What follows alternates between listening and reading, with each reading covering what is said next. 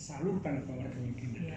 Yang menarik yang lain itu yang berkaitan paradigma bahwa ketika kita melihat masyarakat sekarang sudah meninggalkan media konvensional, jadi tidak mengakses seperti media cetak. Sudah, saya kalau menerima mahasiswa berkunjung, saya bertanya, di rumah Anda masih ada surat kabar cetak? Ada, pasti. Cari juga Pak. Gimana Anda cari di rumah saya? Gadget. Angkat HP semuanya. Iya.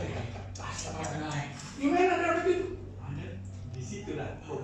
Perubahan terjadi di industri masa. Dulu kita sudah di jurnalis kita kenal ada 3 media. Media cetak, elektronik, dan media maya. Itu media maya itu tidak pernah diperhatikan. Terjadi perubahan perilaku masyarakat. Kita sudah siap. Makanya untuk portal berita online kita tribuntimur.com kita mencapai ukurannya besar kecilnya portal online itu pada visitors. Ada visitors seperti dia buka dan dia baca. Ada hanya view saja dia saja. Kita visitors Tribun Timur di angka sekitar 1 juta per hari. Jadi yang buka itu.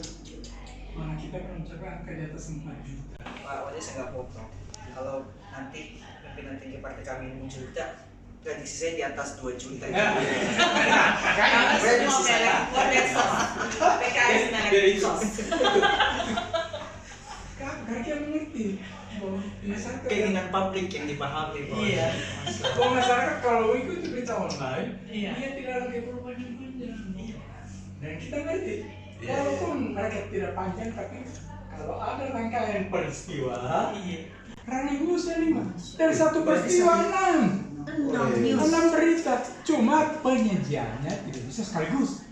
Ada yang lain di situ. Kemudian nanti ada penjelasan, baca juga berita ini, baca juga berita ini. Lengkap.